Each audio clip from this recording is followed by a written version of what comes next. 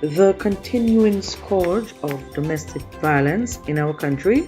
What are the underlying causes? How can we reduce or eliminate the increasing incidences in our communities and country? That's the focus of this Wednesday's edition of Roundtable Talk.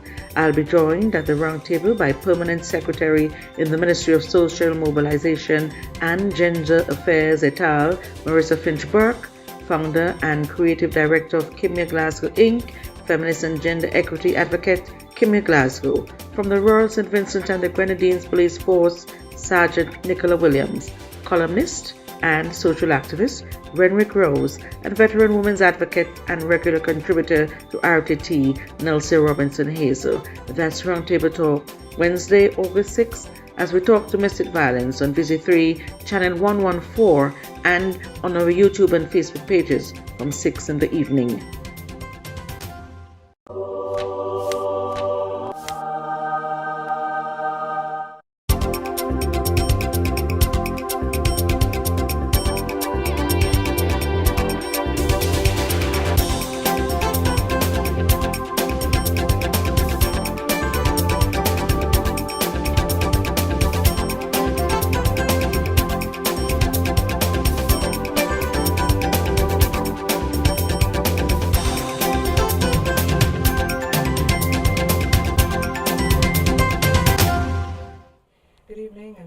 To another edition of Roundtable Talk. This week we will be talking domestic violence in St. Vincent and the Grenadines. To help me with the talk this evening, in studio with me, the Permanent Secretary in the Ministry of Social Mobilization and Gender Affairs et al., Marissa Finch-Burke. There's so many different sections to that ministry, so the most appropriate ones. Founder and creative director of Kimya Glasgow Inc. She's a feminist and gender equity advocate, Kimya Glasgow.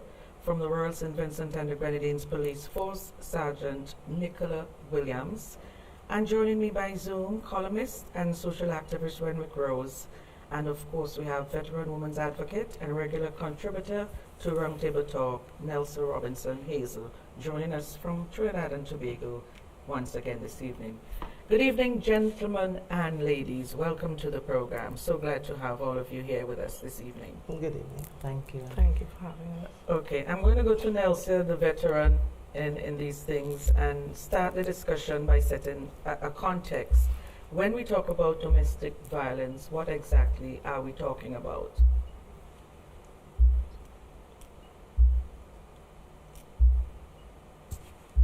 Thank you very much. And it is a great honor and privilege to be on this particular platform, dealing with an issue that is a very old one as such.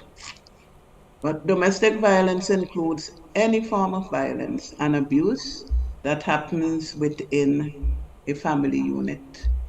I want to link it with a newer term, gender-based violence, which is violence directed against a person because of that person's gender, or violence that affects persons of a particular gender disproportionately. I am sure the other panelists will go into some depth on the different forms of the violence. I want to mention several steps that were taken at international and local levels to curb the scourge of domestic violence or gender-based violence.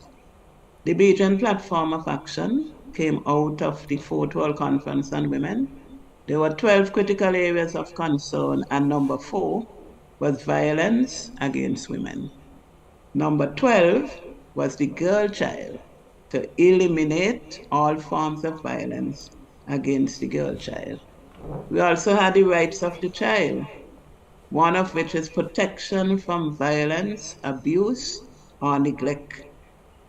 And recently, with the Sustainable Development Goals that is very much attention paid to by governments, that goal 5 is to achieve gender equality and empower all women and girls. With all of these different declarations and platforms for action, There are various strategies that are laid out that would help these stakeholders to work towards elimination.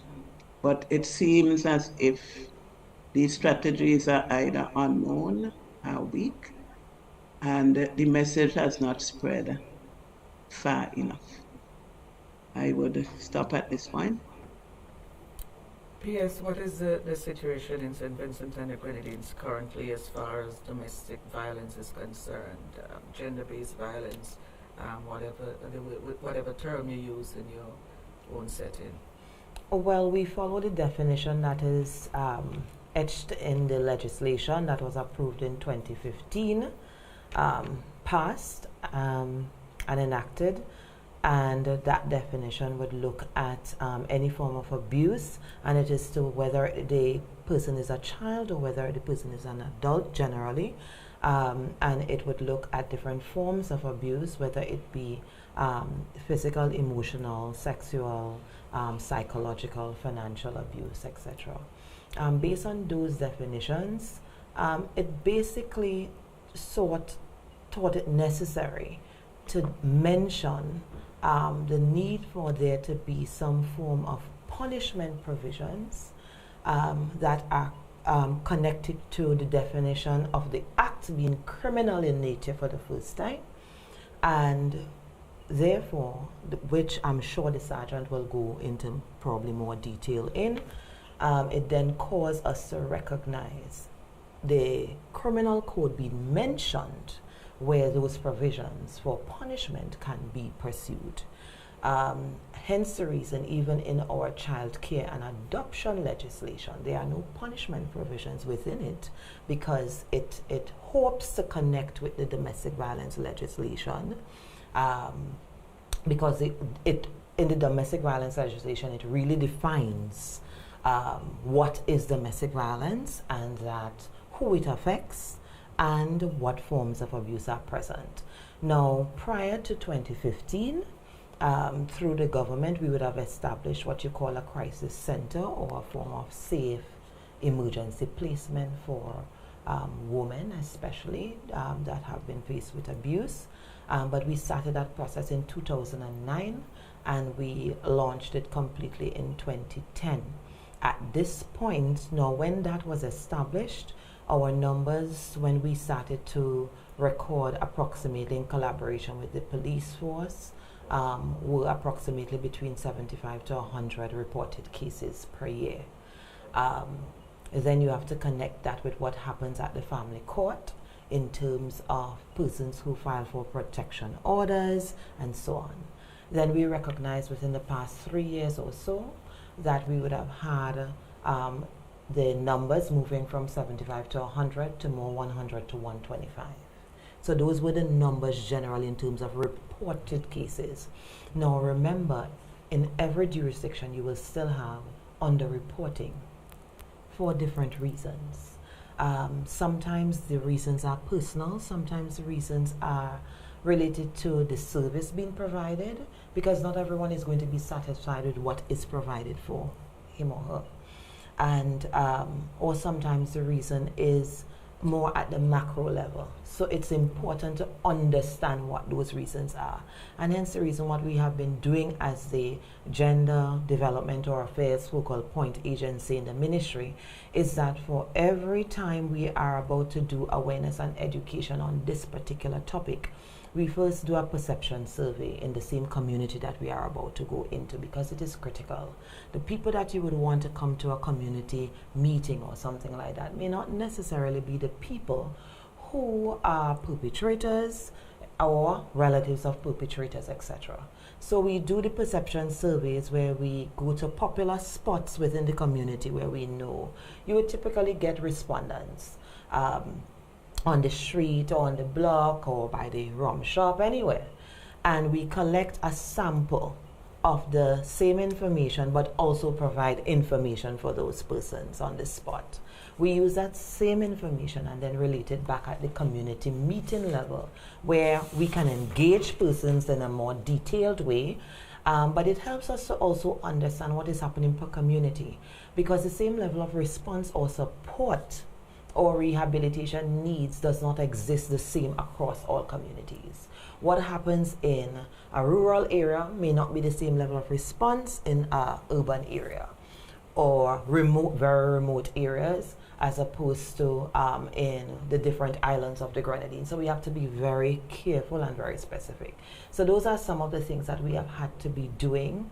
And in recent times, we had to seriously revisit, how do we continuously not just engage men, but ensure the development of men and the transition of boys to men, because we have to look at the preventive side, the supportive side, the rehabilitative side, and the developmental side.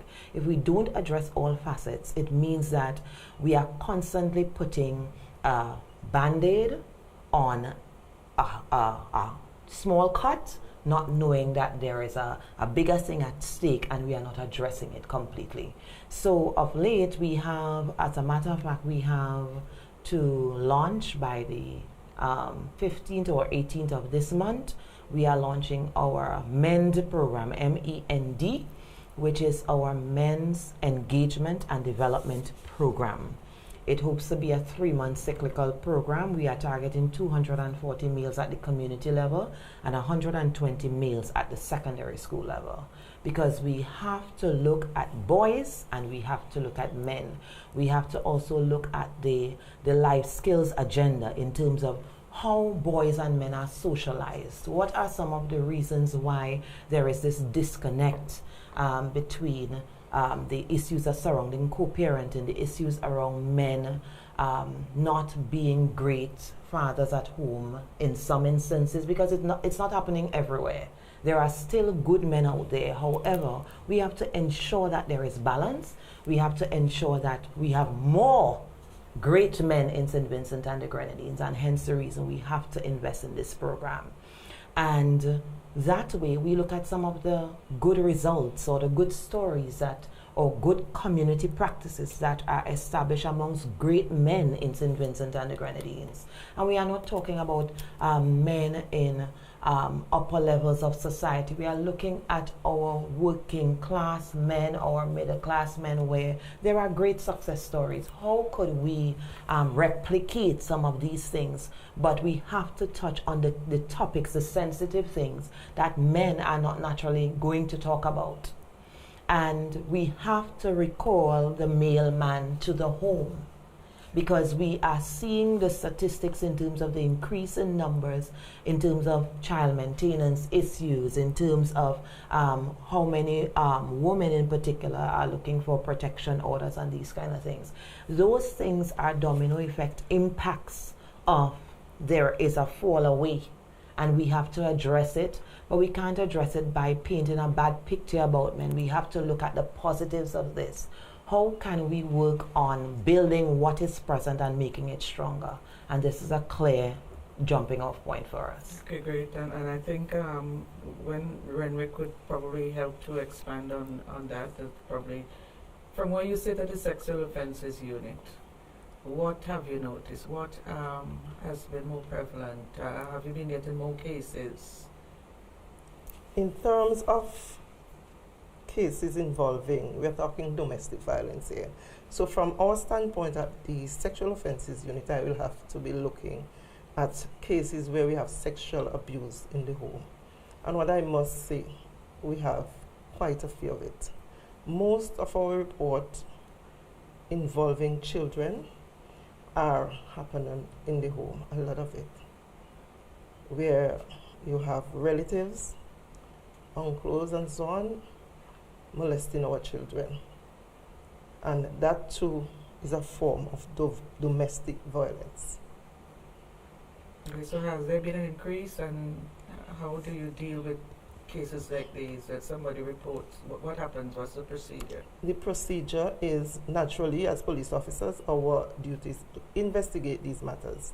And we do investigate them. We take them to the court, because there is where they will get the justice.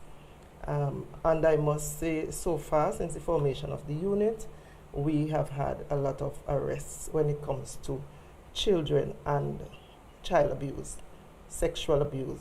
So the unit is doing well when it comes to that. We take that very, very seriously. Okay, we're going to take a first break. I'm getting the signal. A first break. When we come back, we'll get Renrick and Kimya in on the discussion. Back.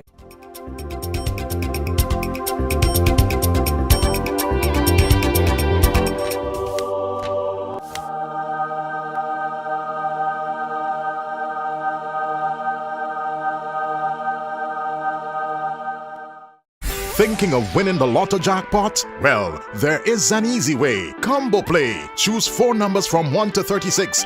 That's a combo 4 at a cost of $64. Match any 4 of the 5 numbers and win the Lotto jackpot. There's Combo 6, where you purchase 6 numbers for only $12. Match any 5 of the 6 Lotto numbers and hit the jackpot. How about Combo 7? That's a purchase of 7 Lotto numbers for $42. Match any 5 of the 7 numbers and you will win the jackpot. There are also Combo 3, Combo 8, and Combo 9 Lotto plays. Visit the NLA headquarters in Pauls Avenue or WhatsApp 495-6886 for more details. Lotto, you have to be in it to win it.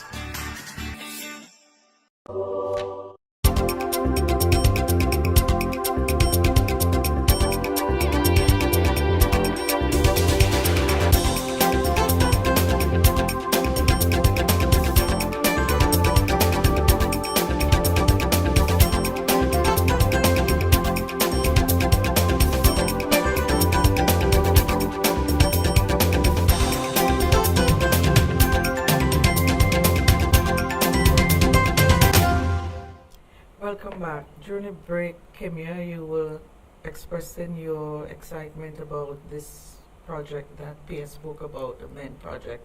Maybe it's a good time to bring you in for your own thoughts. Yes, well, as our off-air discussion was talking about a more balanced approach, so I'm very excited to hear about this project. And I think it's going to help because from my point of view, I mean, I would call myself an accidental advocate because I engage with people using the town square social media. And I mean, in my family, I had no choice but to be a feminist, I think. And it was kind of strange to me when I started to express my feminist views that some people were completely surprised by some of the thoughts I was sharing about gender equity and that gender should be seen as equal and have an equal share of the pie and have equal access to happiness and freedom and all of these things, or what constitutes a healthy or unhealthy or abusive relationship and looking at the characteristics of that. And even the idea that when you're having a conversation with people, people still think that violence or the threat of violence is an appropriate response. Say, for example, if your partner is unfaithful, that is the actual currency, that power is a thing, or even you were referring to financial abuse, that I know people where the one partner who's the breadwinner, ostensibly the male, would bring home the money, hand over something to his partner, that's for the kids, that's for the household, but then come back and ask back for the money and argue about it or disallow somebody from working. And that's why in fashion and these issues have great synergy. It's a female-focused industry. It is controlled by women mostly. Most of the business owners would be female. Most of the employees would be female. And we respond to a female customer base. So it's a female-focused industry. So we are very much exposed within the industry to some of the key issues that are gender-based. And talking to factory owners and understanding that in a factory run, for example, when you're doing production, you have to have a set amount of people working on the set production line. And I remember one colleague saying to me, well, we lost a lot of money because there was always some issue with somebody not turning up to work. And one of the excuses was, I had a fight with my partner last night and I can't come to work today, right? And understanding that when they say fight, it's violence. And if you say to the person, so if you stop protecting yourself, what would happen? Is it a fight like 2 boxes in the ring? Or is it that somebody is threatening violence or coming to you and you have to defend yourself, but you feel like you're being empowered? And why is that the situation where people are, your children are growing up being exposed to that? So I'm so excited about this program because I think we need a education, a re-socialization, a conversation about what is a healthy relationship, because we've come out of the plantocracy colonial society where that society was all about violence, it was all about control, and we have inherited it. And you would have conversations with people and they would tell you this is the way that you deal with whatever the issue is. You argue, you fight, you wrangle up. If you meet your partner out with somebody, you scramble them up. That's the norm. And they don't see anything wrong with that, not understanding that this is something that we have inherited, that is a toxic mentality, that a lot of people believe in tradition because tradition is comfortable and change is uncomfortable. So people prefer to stay with traditional models. And if it's a power dynamic situation where one partner is the breadwinner, earns more than the other partner, and they use that as a form of control, that there's nothing wrong with that, because that's how it should be. There should be a pecking order. And as much as I'm a feminist and I want to see growth for women, it's also becoming prevalent that women are adopting this toxic patriarchal mentality. And when they become in the power position, the roles are reversed. Instead of it being a comfortable situation for everybody where we're having equity, you know, and peace, and thinking that there shouldn't be a power imbalance. Everybody comes into a partnership bringing different skills, bringing, you know, it doesn't, gender roles don't have to be the traditional gender roles. So for me, I think that creating the conversation on social media and keeping people talking about it and debating it with people, I mean, I still have my job to do, but I still want to engage and keep the conversation going so that people understand that this is something that we think adults, okay, it's fine if a husband and wife fight, but your children are being affected by it. You know, you have to understand that you want your, I mean, we have done such a number on boys. Be a man, don't cry, you know. You have to take money and entertain a woman, and the woman is supposed to always be the receiver. But one of the key marker points of toxic relationships is love bombing. That when somebody's coming at you, they're not just being romantic like in the movies. And I mean, don't even get me started on movies and romance models and what it does to young people's brains. But when this person starts to bring you flowers and candy and expensive jewelry, it's all well and nice. But then when they start to erode boundaries, oh, I have to study tonight, oh, I have a project to present at work, and the person is turning up on your doorstep, turning up at work. This seems nice all in the beginning, but it could also be, if you're not aware, a form of control to get you into a situation very quickly before you know it's a tidal wave going, a romantic tidal wave. And that people don't know the signs of healthy relationships. They don't know the red flags of healthy or unhealthy, or when a relationship is becoming more toxic. So we have a lot of work to do in the re-education of people. I'm not saying don't be romantic, but understand that sometimes for some people it's currency to take control, to take power. So that people need to understand, both men and women, and it shouldn't be about educating the victim and the potential victim and not educating potential perpetrators. And as we say, there are good men out there, very good men, who are allies, who have changed, who have evolved, but the problem is we are not allowing our men to evolve. So you know what, it's a good time to bring in the only maid on the panel, Renwick Rose. What are your thoughts on some of the issues that we have raised so far? Well, first of all, it's quite a while I haven't been involved in any of these discussions because I'm leaving room for a lot of other people. And I'm very, very, very happy to hear from the women you have on the panel there about their own involvement and efforts in this regard. I think one of the fundamental problems that face us when we talk all about gender violence, domestic violence, is how does it connect with the society as a whole? The excellent points made by the speakers relate all the time to the question of power relations in the society. And therefore, we have to try and situate this question of gender violence and domestic violence within that context. That largely, particularly in the Caribbean, we have been inherited aspects of what was a slave society. And therefore the questions of violence, power relations, and so on were all there in the society. And it is not surprising that men in our society have adopted these things. Every year I hear and applaud the efforts of women and women organizations in terms of the campaigns against domestic violence, etc.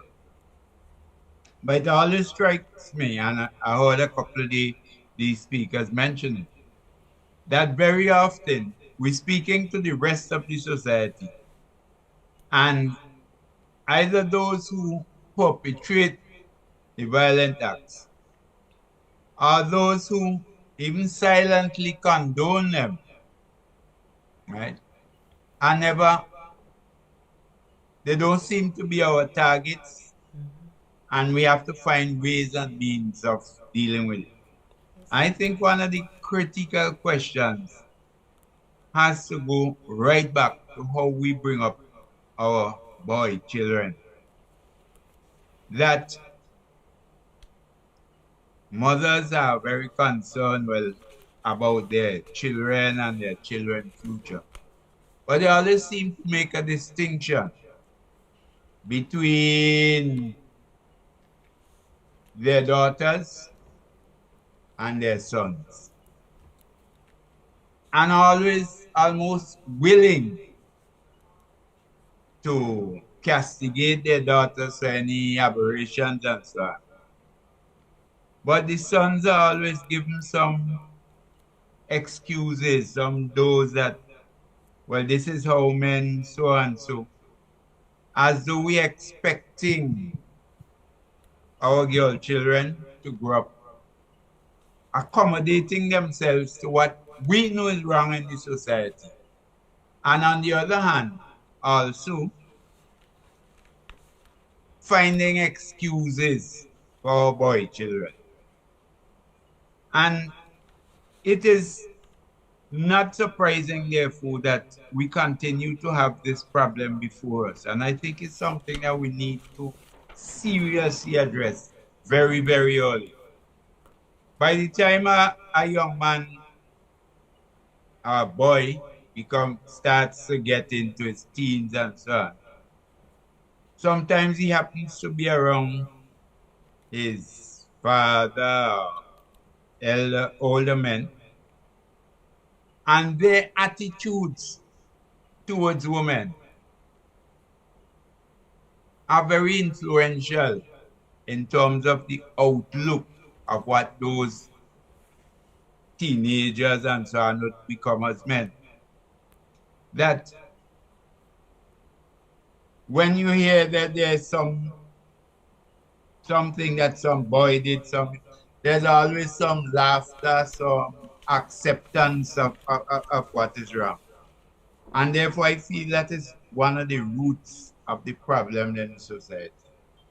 And of course, always talking about society, it also relates to power relations in the society. Power relations which are still largely with men, despite all the laudable achievements of women, particularly in the public sector and so on, and in education. The crux of the matter in terms of decisions in the society are still largely controlled by men. And I think these are some of the early issues we have to flag and identify. And just finally, in my opening remarks, I remember some years ago, I think it was International Women's Day, an effort was made to get men involved in a discussion. And out of the discussion, there was a suggestion to form like a supportive men's committee. It ended up with myself and another gentleman. Most of the other men didn't really want to be seen as supportive of those things. And as a result, nothing became of it. And I think, therefore, some of these critical issues in terms of the responsibilities of men, power relations in our society, etc., have to be tackled alongside the excellent work I hear from the women in terms of what they're doing. Thank you very much, Renwick. We'll take a second break and come right back.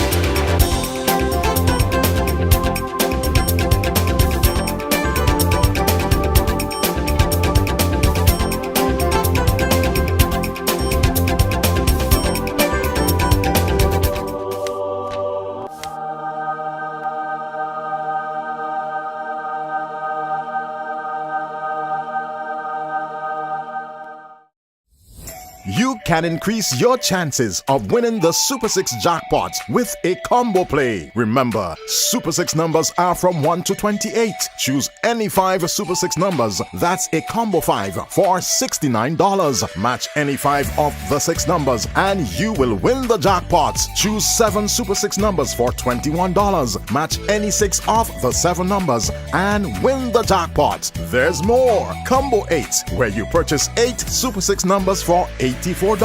Match any 6 of the 8 numbers and you will win the jackpot. There are also Combo 3 and Combo 4 Super 6 plays. Visit the NLA headquarters in Pauls Avenue or WhatsApp 495-6886 for more details. Super 6, bigger jackpots, more chances to win.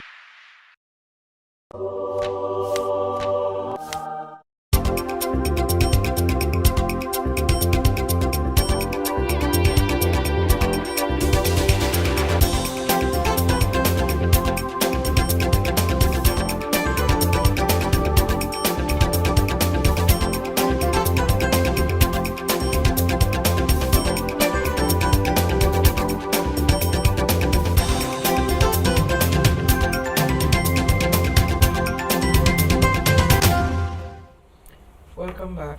One of the things that I have noticed is that a lot of people who are victims, a lot of women who are victims of domestic abuse or gender-based violence are afraid or unwilling to share their experiences with others so that, you know, we can all learn from their experiences. Why do you think? And I think it's one of the things that's hindering advancement in the entire process. How can we change this? What are some of the things or strategies that we can employ to change this scenario? Well, I think the unit has started that ball rolling. I think shame is a big thing, judgment from society. Also maybe a hope that they can fix it.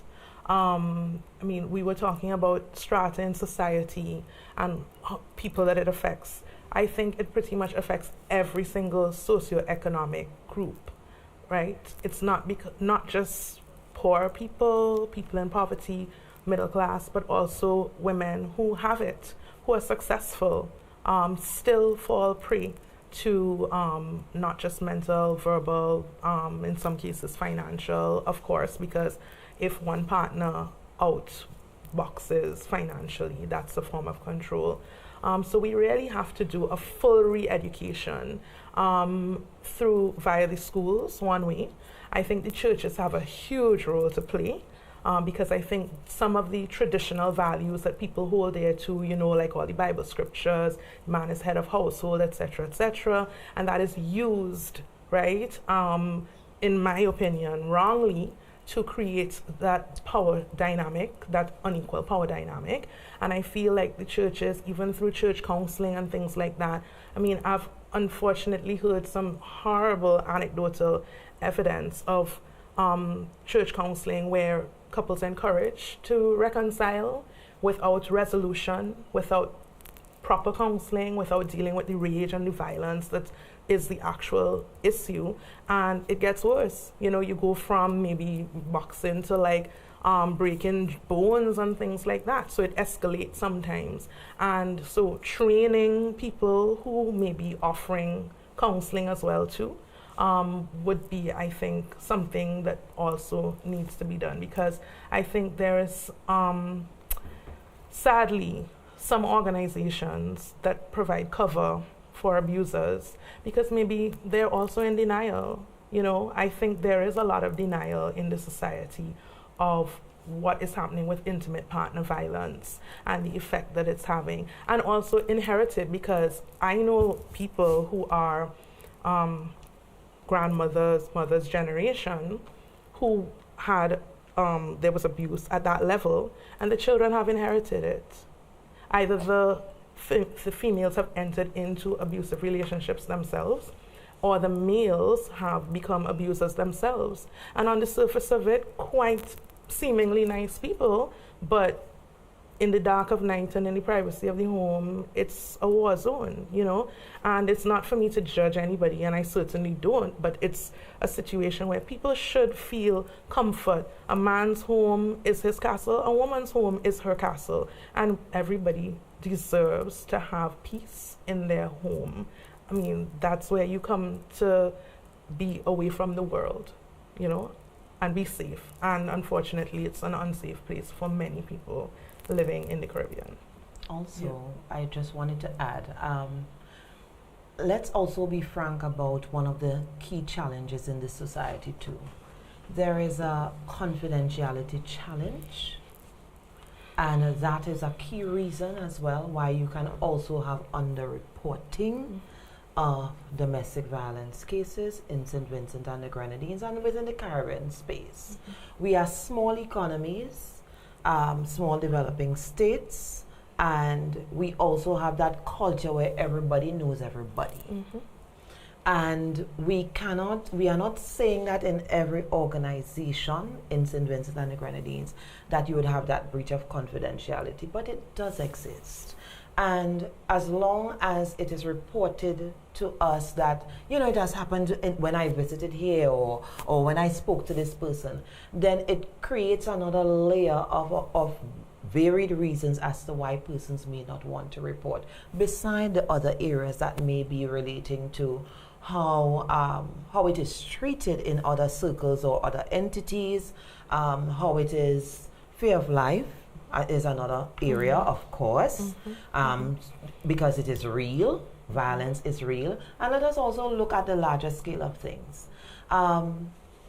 If we look at violence in general, in terms of numbers of cases across the board, whether they be murders or whatnot, what is causing people to react this way? We can't compartmentalize this thing anymore. That okay, it is just about probably domestic violence, or it might be just about child abuse, it might be just about this.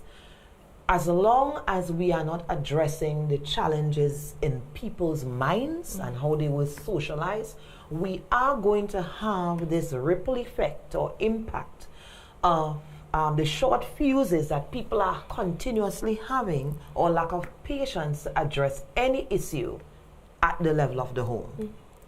And hence the reason it becomes important, because for us in our social protection mandate, where, you know, programs like public assistance exist, we have introduced conditional programs to support cash. So you have to go into family life skills education programs where you're learning how to manage the home, how you're managing conflict within the home, how you're dealing with money management, budgeting, and these areas. Because nobody is talking, nobody wants to say, okay, I will deal with this role in the whole, and you would deal with this one in the home. Nobody is talking that, and whoever is doing that is where there is a healthy environment. Where the environment is unhealthy, you are not having these types of discussions. So we saw participants so grateful for this that they even brought their partners or spouses to the sessions. So they have been successful. Yes, we had 1,579 graduates in February of this year. We had another batch in June of this year. 44 persons would have graduated. Those were persons who were relocated due to the porch project, and we recognize that of course you are resettling, so it is a challenge.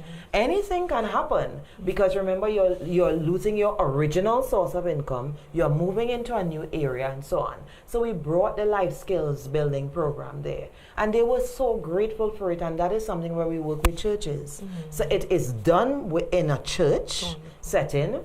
And thus far, we have had churches who want to introduce the very same program within their membership. So it is critical, and that is just one area of programming. But we ensure that we have referrals from persons where they were either victims of abuse, or they are coming from households where a victim was abused, or a perpetrator. So they are also referred into this program, and it's not just about people who only want money. It is all about helping to change the face of how we interrelate at the level of the home, because the home influences the community, and the community influences the society. So we really have to have this multifaceted way of addressing any form of interventions, and there must be a relationship between how we interact as well as what we deliver, and it must not be a single-handed approach, but it must be multifaceted to the point that we have also introduced youth life skills building program. It's about building their character to inform their youth contribution. How do we get to that point? We have also master trained our curriculum youth ambassadors so that they can help us deliver the program. So we have done that 2 months ago, and we are about to use that now even for all our trainees who are on the job training, because you are going to have people look at the culture amongst youth within our spaces and places of employment. Everybody is saying, oh, this generation this and this generation that, but what are we doing to inform the change? So in order to address the reduction of cases of domestic violence in this country, we have to address every facet, every demographic of the society, and how they can influence change by first looking at how we are all socialized, what we need to erase, what we need to correct, and move forward. A holistic approach to the whole thing. Yes, from the police perspective, some of the reasons we're giving for the underreporting, and while people are afraid to report these matters, are, he's the main breadwinner. Some persons don't have confidence in the police. They don't think that the police station is a safe place to come to report matters.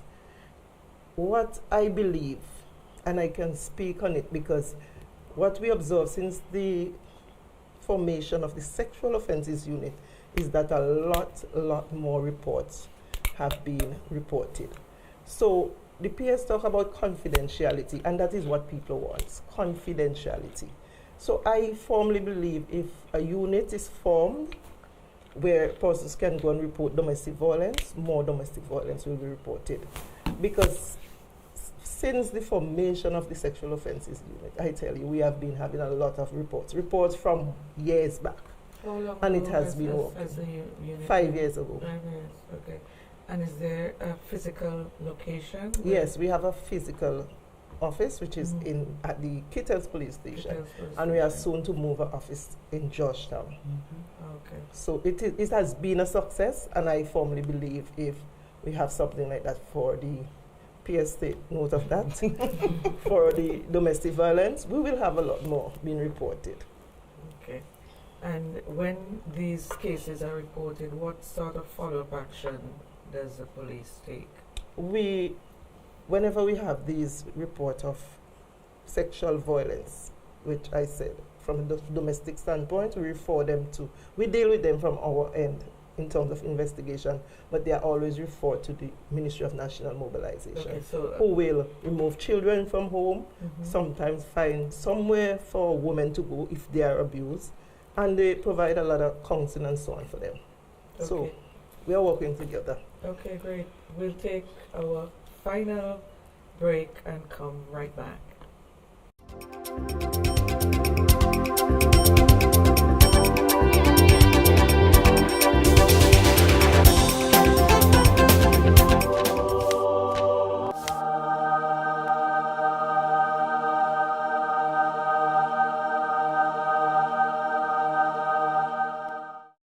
Thinking of winning the Lotto jackpot? Well, there is an easy way. Combo Play. Choose 4 numbers from 1 to 36. That's a combo 4 at a cost of $64. Match any 4 of the 5 numbers and win the Lotto jackpot. There's Combo 6, where you purchase 6 numbers for only $12. Match any 5 of the 6 Lotto numbers and hit the jackpot. How about Combo 7? That's a purchase of 7 Lotto numbers for $42. Match any 5 of the 7 numbers and you will win the jackpot. There are also Combo 3, Combo 8 and Combo 9 Lotto plays. Visit the NLA headquarters in Pauls Avenue or WhatsApp 495-6886 for more details. Lotto, you have to be in it to win it.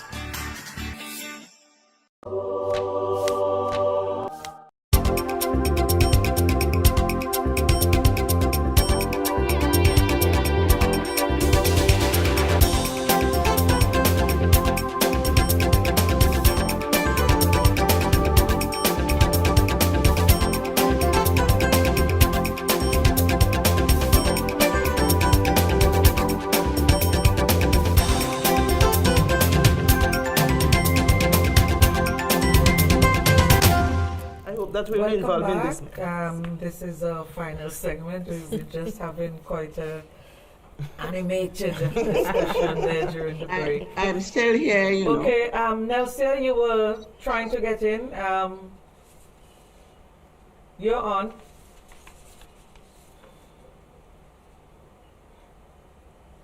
Okay, from my many years of working in areas like this, it is very heartening to hear that some of the strategies out of the different UN declarations that I mentioned are actually walking off the paper, as I would say. And I did highlight to eliminate all forms of discrimination against the girl child, because as Comrade Renwick mentioned,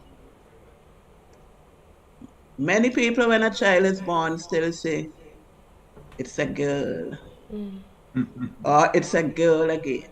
So discrimination can begin even at the birth of the child. And there is an old proverb that says, you tie the heifer and you let go the bull. Again, fitting in with how some men are socialized and how the public really sees it. Now, I am particularly glad for this session because there were 2 newspaper articles. One where this child was being burnt, this 12-year-old child was being burnt. I don't know the details of why the burning took place. And then there was an article by Comrade Renwick himself about how things could be dismissed. You know, the article was just a kiss. But certain things are just dismissed and sort of taken for granted. I think that one of the main problems why more work is not achieved has to do with resources. The NGO movement has historically done a lot in St. Vincent and the Grenadines to bring these issues affecting women to the fore. There was a particular project called Eliminating the cultural beliefs. And when that project funding ended, that was the end of the project because there were no resources in the NGO to carry it further. But there is material, there are good and willing people, but resources are difficult. And somehow, I'm not only talking about actual cash, I'm talking about people as well, who would be willing to, to share their information and their perspectives and give that assistance that is so much needed. Thank you. Okay. You talk about the re-education. The conversation needs to be had. The question is, are we conversing or re-educating the right people? It has to be society-wide. I would say that society has to be the greatest ally to people who are victims of intimate partner violence and gender-based violence. When there's talk on the street or on social media and things going around where there's violence perpetrated on somebody, first question somebody asks is, what did she do? Right? Because we don't hear the male cases so much, but they're definitely female victims. And there's a pause because people want to get all the facts, all the information. But my thing is, when can we have the conversation where putting your hands on someone is not a solution to anything? Not a woman to a man, not a man to a woman, not both genders going at each other. When can we get to the point where we're not judging the victim? And we have to re-educate society at large. Because even though some people may not be victims or perpetrators, the rest of society is still involved in it. How are you giving support to somebody who is in that situation without putting yourself in danger? Because sometimes people want to help, but they themselves could become victims as well too if they intervene in the wrong way. So how do we have to continue a wide education, support organizations like the organizations that exist. And Nelsia said it, we throw everything onto the weight of the public service as the solution to everything.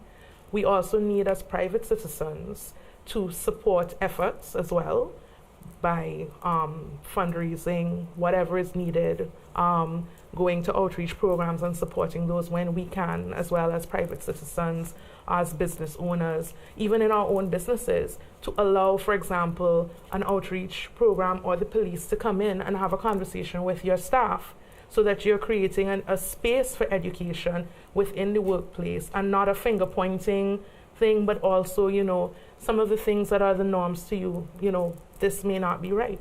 Because I think there's a lot of toxicity in our society and it pervades itself into all the little cracks and holes, and that's why sometimes it comes out at the wrong end. I also think that we run from therapy and psychotherapy, anything that has to do with the brain and allowing people to heal from here in this society. It's a no-no, and a lot of generational curses where people go like, we don't go and talk to people and tell them our problems.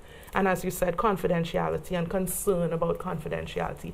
But there are quite a few professionals who are here now who are, I mean, in my opinion, educated and they understand the concept. Because I think a lot of people don't even understand the concept of confidentiality.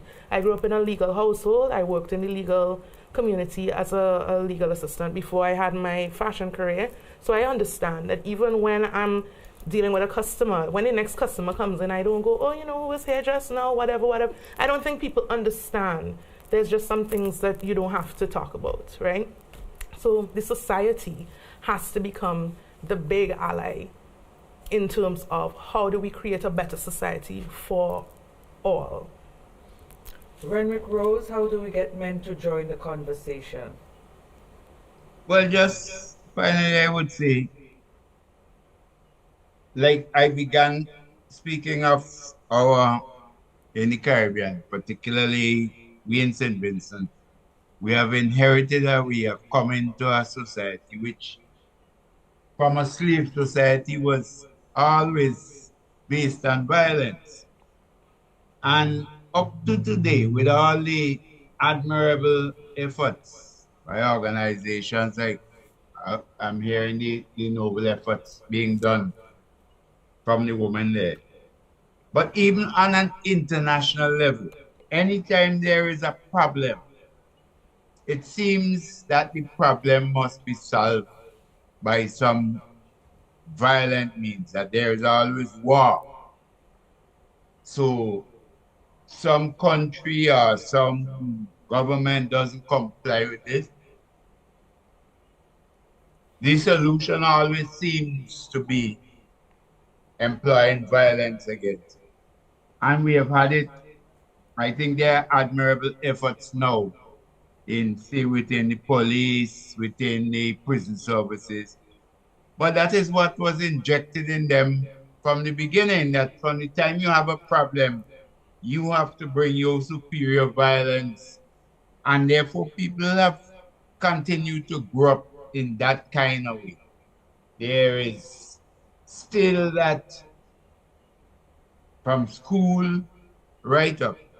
The person who seems to be able to bring violence to the table, to bring some physical intimidation, always seems to get the upper hand. And it is the same in the home. And therefore, the admirable efforts I hear, we must continue with them. But I think we have to link it to the broader efforts in the society as a whole, the attitudes towards domestic violence, the attitude towards sexual abuse by people in power, whether financial or otherwise. We have to always be able to package these and make them part of an overall program, because we can and have been doing excellent work in special compartments, but the broader question in the society still exists. And therefore, how do we make a linkage between all the excellent work we are doing and other work that other people are doing to link all of this to the question of the abuse of women in the society and violence as a whole. Do you work in the Ministry of Education and with the school system in terms of? Yes. So, like for instance, the MENT program that I was speaking about earlier has two levels. So level one is for boys, and we are primarily looking at the secondary school level. So we are targeting 120 boys in 6 secondary schools between September 18th and December 15th. So next quarter in 2024, first quarter, we would then be looking at another batch of 6 schools because it's a 3-month program. We are also launching a Women in Leadership program called WEM Power, as in empower with a W in front. So that program basically is going to look at birthing women into leaders, because let us be frank about it.